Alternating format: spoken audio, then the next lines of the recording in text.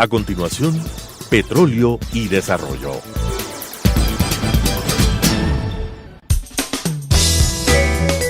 Clasificación B, bajo supervisión de un adulto.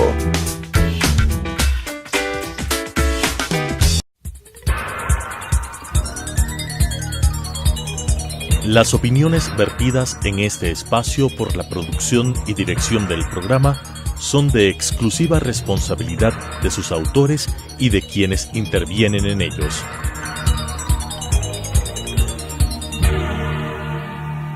Telesucesos Canal 29 UHF presenta Petróleo y Desarrollo, conducido por Henry Llanes y Diego Cano, especialistas de temas hidrocarburíferos, especialmente de la política, la legislación, la contratación y la economía petrolera.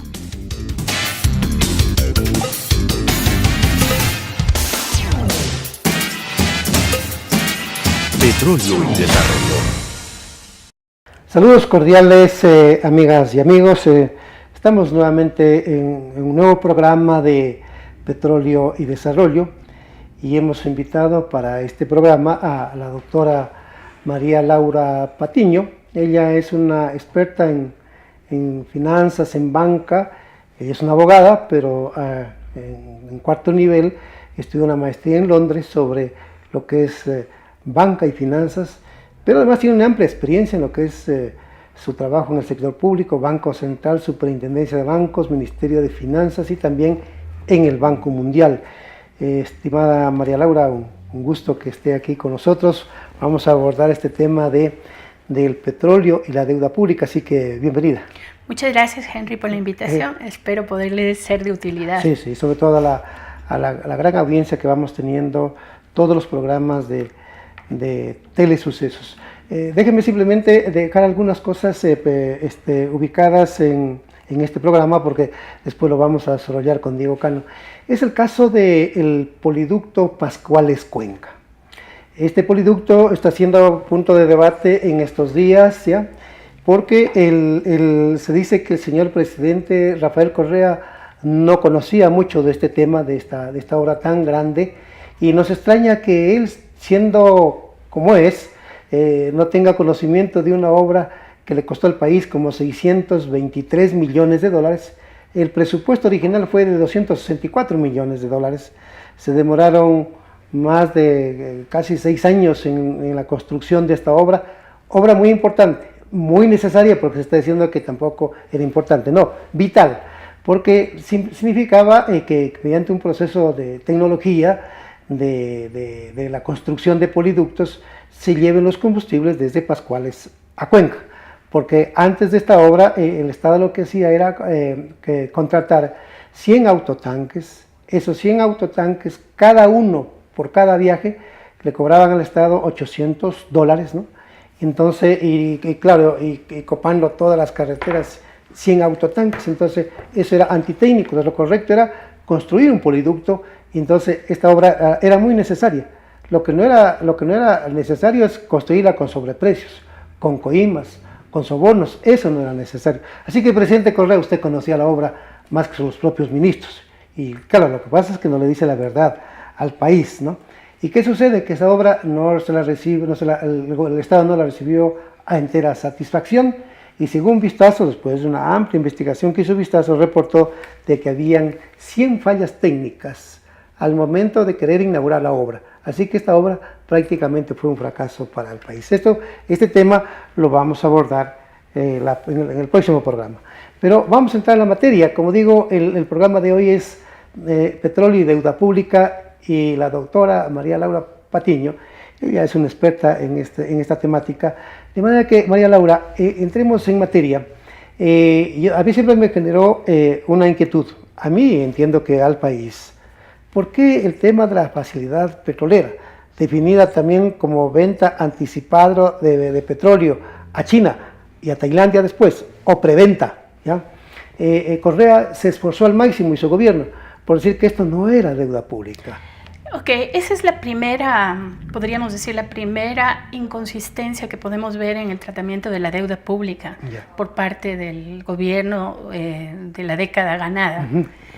puesto que si miramos lo que estaba vigente antes de la expedición del Código de Finanzas Públicas en octubre del 2010, del año 2010, el artículo 112 decía que deuda eran muchas cosas que de acuerdo al Código de Finanzas Públicas ya no son. Esto tiene vinculación probablemente directamente con el límite de endeudamiento público, porque a partir de la Constitución existe este límite de endeudamiento público que está en el 40% del Producto Interno Bruto del país. Y obviamente, si es que yo quiero endeudarme sin que cuente para ser calculado dentro de ese 40%, yo tenía que excluirle formalmente de lo que era deuda. Las facilidades petroleras, así como un contrato de mutuo. Legalmente los contratos de mutuo es cualquier caso donde una segunda persona me financia a mí. No importa la forma como me presta la plata. Me puede anticipar la plata, que es el caso de yo le estoy vendiendo un producto, pero me está anticipando por la venta que le voy a hacer a futuro.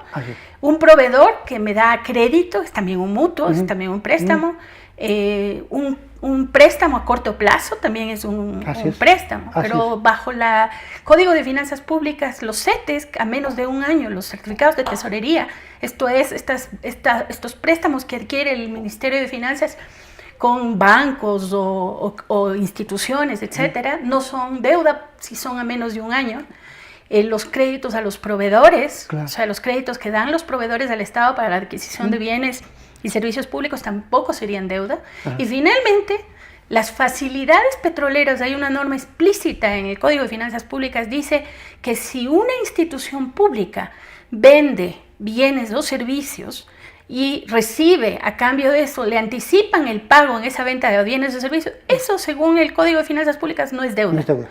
La primera discusión es obviamente si ese anticipo por la venta del petróleo era deuda, y yo desde la perspectiva jurídica, desde lo que es un préstamo, o desde la perspectiva económica, cuando me estoy financiando, en ambos casos siempre hay que verlo como deuda, porque yo no he vendido, yo no he exportado el petróleo. Así es.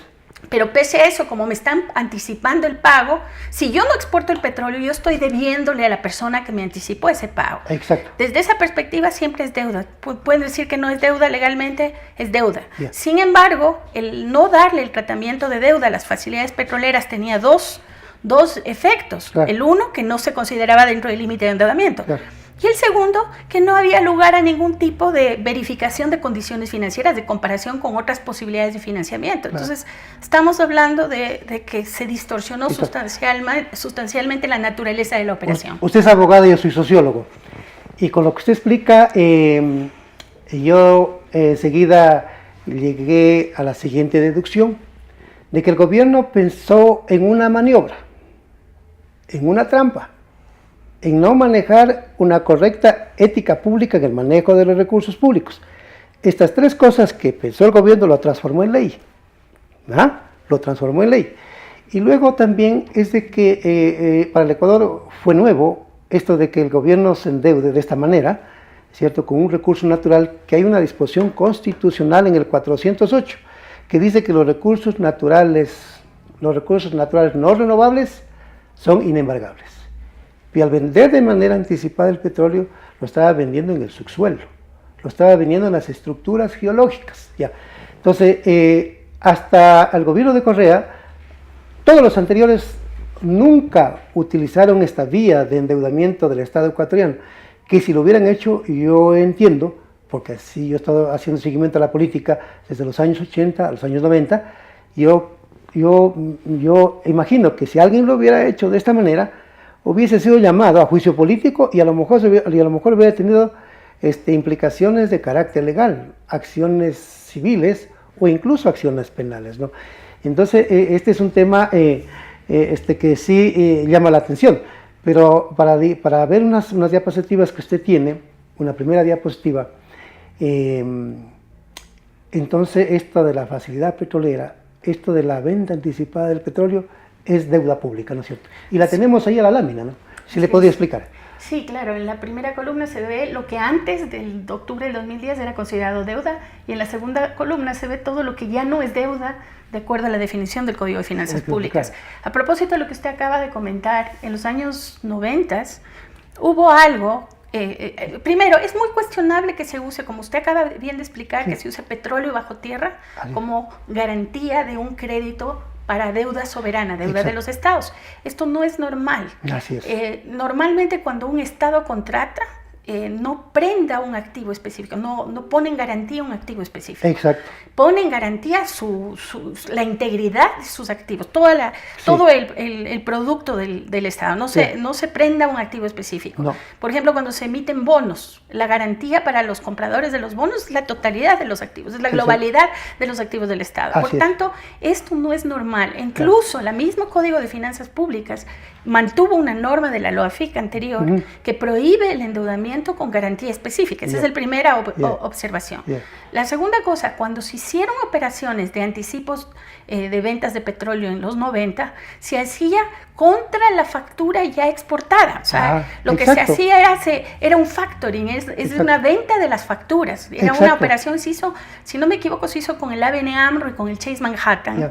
Se hizo esas operaciones, pero es totalmente diferente a esta, porque esta operación, quien le anticipó esa plata al Estado, recibía un compromiso del Estado de venderle hacia el futuro los embarques petroleros, lo cual eventualmente puede ser utilizado por este financista, quien va a conseguir la plata en los mercados para vender esas facturas a través de estos instrumentos sofisticados de derivados en los mercados internacionales, conseguir ese financiamiento, pasarle al Estado ecuatoriano, pero obviamente le va a pasar tanto los costos financieros que a él le cuesta financiarse, como costos adicionales por la intermediación financiera que en este momento no sabemos ni siquiera cuáles son. Claro, entonces yo no sé si en la misma lámina se podría explicar algo más o con eso ya cubrimos. Creo que está cubierta con esa lámina. Ya, entonces podríamos entrar a otra temática dentro de este mismo proceso.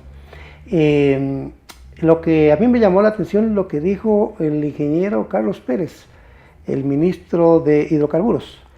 Él lo dijo en los primeros días, también como lo mencionó el ingeniero Byron Ojeda, ex gerente general de Petroecuador. Ellos, manejando la actividad petrolera, no tenían los contratos. Ellos no tenían los contratos. Ya, y entonces ahí entramos el tema de la transparencia. Yo tengo esta inquietud. Si en verdad el gobierno usted cree que ya maneja ya conoce todos los contratos que los quiso Correa, y la otra inquietud que tengo en esta misma temática es el tema de los arbitrajes.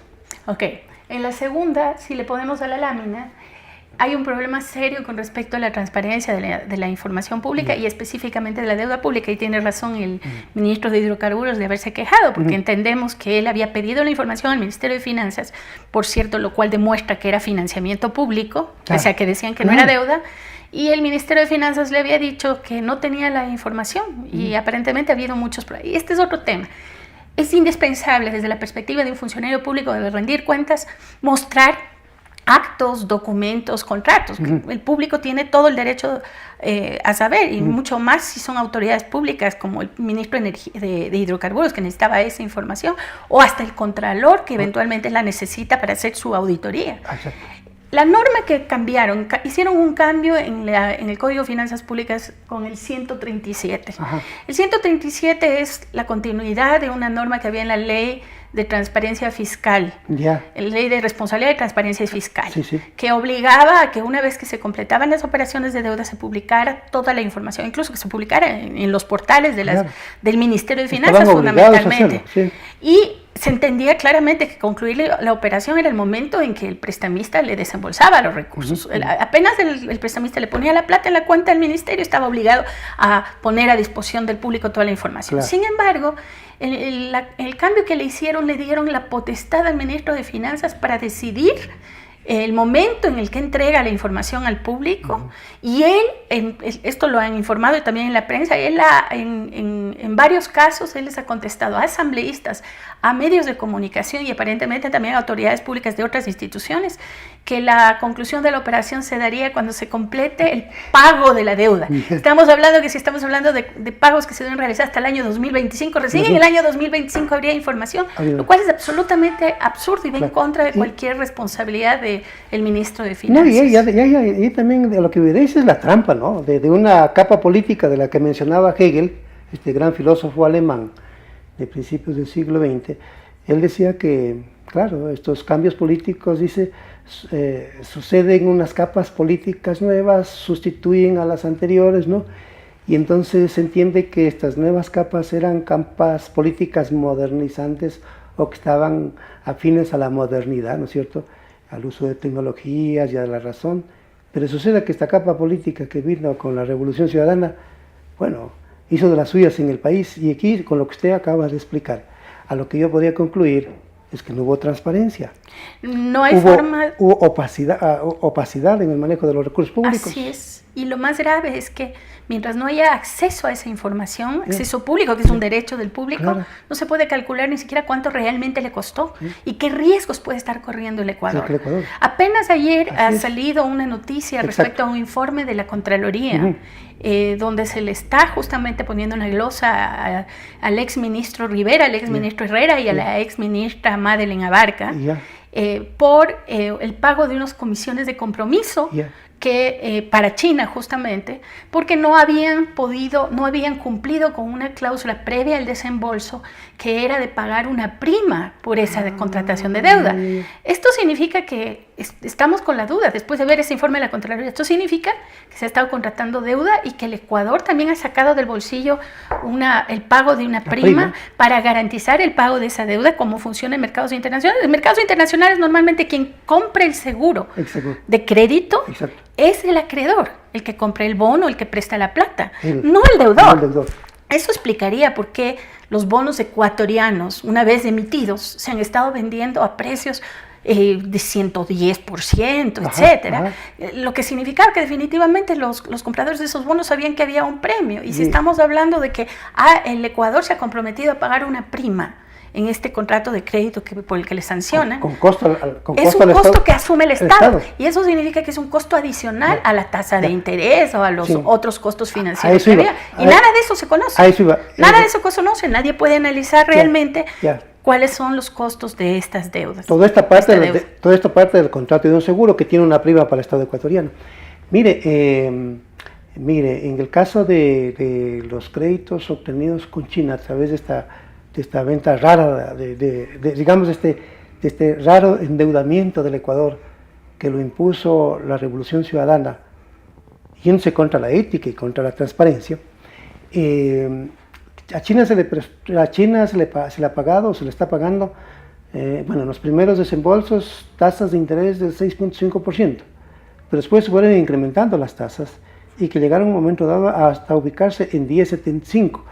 Así, más esto que usted menciona de estos contratos de seguro que contratan los acreedores, pero el Estado ecuatoriano paga, entonces los costos financieros son mucho más altos. Y otros costos que nadie conoce, cuánto le hemos pagado a los agentes financieros, cuánto hemos pagado a abogados. Todo eso, cuando uno calcula el costo financiero de un endeudamiento, uno tiene que incluir todos esos costos. Entonces, y además, en el caso de las facilidades petroleras, como hemos visto, esto más bien desde el análisis de la racionalidad de la venta de petróleo, se ha visto serios cuestionamientos a las condiciones, a los premios que le da al contador, a los descuentos que se le da al contador en el precio mismo del petróleo.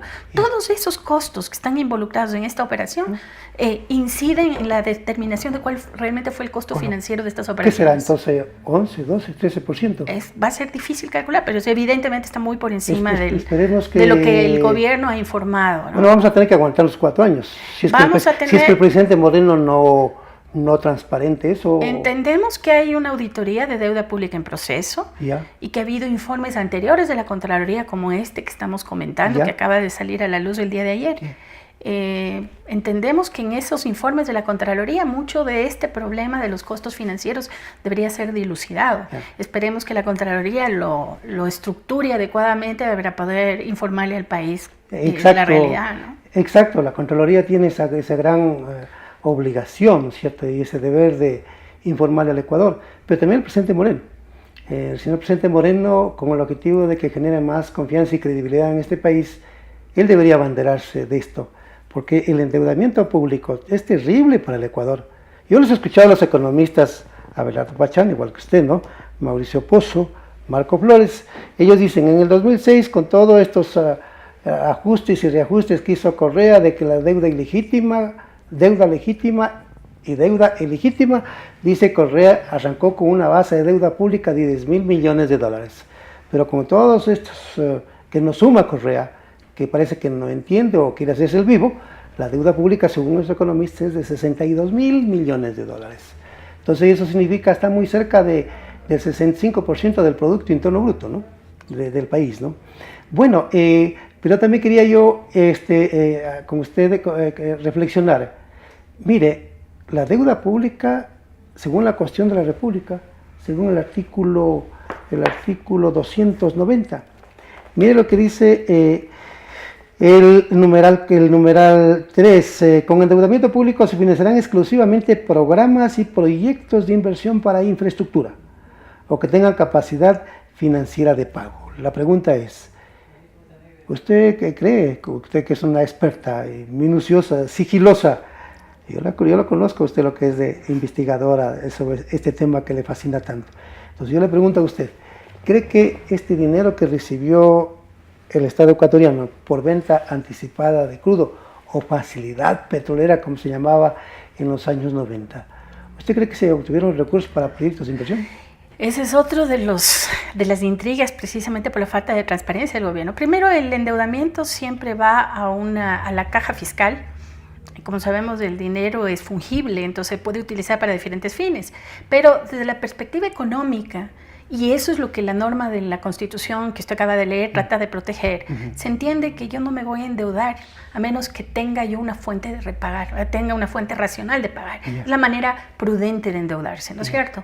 Entonces, en teoría, si yo contrato deuda, es para ponerle en un proyecto que una vez transcurrido determinado tiempo me va a generar recursos para repagarla. Entonces no me va a cargar el presupuesto del Estado, que yo tenga que sacarle plata al bolsillo de los ciudadanos para pagar esa deuda, sino que el mismo proyecto donde yo pongo la plata va a generar los recursos para repagarla. La pregunta en este momento es, ¿en qué han usado la plata? Y estamos hablando de que por la falta de transparencia tampoco se sabe a qué fines dedicados y si los proyectos donde invirtieron la plata realmente van a generar esos recursos. Es la una. La otra cosa importante es, si estamos, el gobierno creó algo que le llaman planes anuales de inversión. Y con estos planes anuales de inversión justifican que la deuda se está contratando efectivamente, como dice el 290, para inversión. Lamentablemente estos planes anuales de inversión incluyen incluso gasto corriente del Ministerio de Finanzas, porque la plata entra, o sea, no dan cuenta de en qué se está invirtiendo. Y entonces, a través de estos planes anuales de inversión, que en teoría están justificando el 290, reciben los recursos y se convierten en libre disponibilidad del ministerio. Por tanto, como la plata es fungible, pueden usar en cualquier cosa. Entonces, en realidad, ni siquiera estamos seguros de que se esté cumpliendo el artículo 290. Pero todo eso se reflejará en una auditoría. Debería. En una auditoría, ¿no es cierto? Ahí viene el otro problema. Y tenemos ahí una gran discusión que hubo cuando se hizo las enmiendas constitucionales en el año 2015. Porque en esas enmiendas constitucionales se eliminó la potestad de control de la calidad de la gestión pública para la Contraloría. A la Contraloría se le dotó única y exclusivamente de la potestad de hacer un control de cuentas. O sea, la Contraloría no podría revisar cuentas, podría revisar las condiciones financieras de la contratación, pero no podría entrar a verificar en qué se invirtió la plata y si los proyectos donde se invirtió la plata los invirtieron bien. Pero eso sería a partir del 2015. Esto es solo a partir del 2015, pero lamentablemente no, ese es el tema, que a partir de esa potestad la Contraloría, los informes que no se iniciaron antes del 2015 ya no los puede realizar. Entonces estamos en una situación donde, y esta es una de las preocupaciones que yo tengo con la consulta, esta consulta debió haber incluido el tema de la potestad de la Contraloría que le quitaron. Porque lamentablemente el señor presidente no lo incluyó. No la incluyeron en la consulta, por tanto estamos hablando de un escenario donde a la Contraloría se la dejaron manca, porque la Contraloría puede revisar las cuentas, pero no puede revisar la calidad de la gestión pública, con lo cual en este caso que estamos hablando, investigar si los recursos efectivamente fueron a proyectos de inversión y se cumplió el 290, en este momento la Contraloría no podría hacerlo por disposición de la enmienda constitucional. Claro, porque no las empezó del 2015. Así es. Entonces no puede ir por allá. Verá, finalmente estamos a pocos minutos, a 2 minutos por concluir. En el caso de la entrega del campo AUCA a la compañía Schlumberger, según Carlos Pareja Llanuselli, Schlumberger no es una empresa, como hemos dicho aquí reiteradamente, para explorar y explotar hidrocarburos, sino para prestar servicios petroleros. Así está registrada en la agencia Security en los Estados Unidos, con ese carácter. Entonces, se entiende que Schlumberger llegó a un acuerdo con el Ecuador, con el gobierno de Correa, para explotar el campo Auca, uno de los principales yacimientos de este país. Y se dijo que la inversión que va a hacer Schlumberger era de 4.900 millones de dólares. Los datos de Carlos Pareja, que están publicados en esta segunda edición de este librito que se llama La subasta del petróleo, en este libro. Es una segunda edición.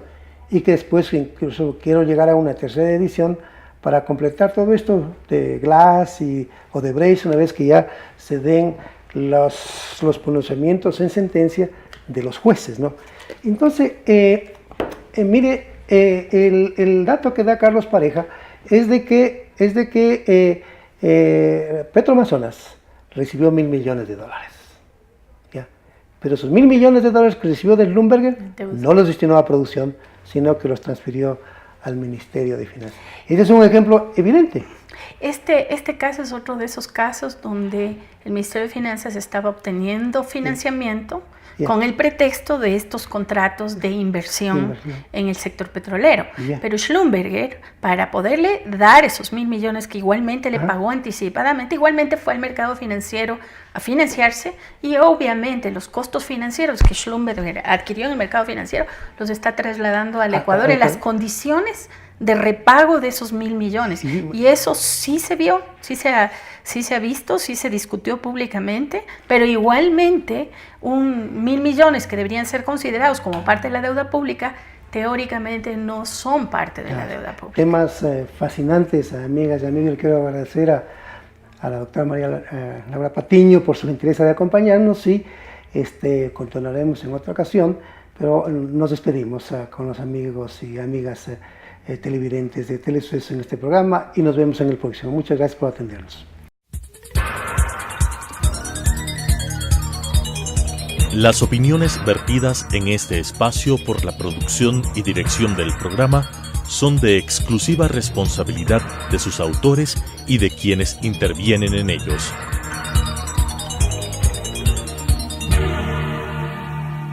Telesucesos Canal 29 UHF presentó Petróleo y Desarrollo, conducido por Henry Llanes y Diego Cano, especialistas de temas hidrocarburíferos, especialmente de la política, la legislación, la contratación y la economía petrolera.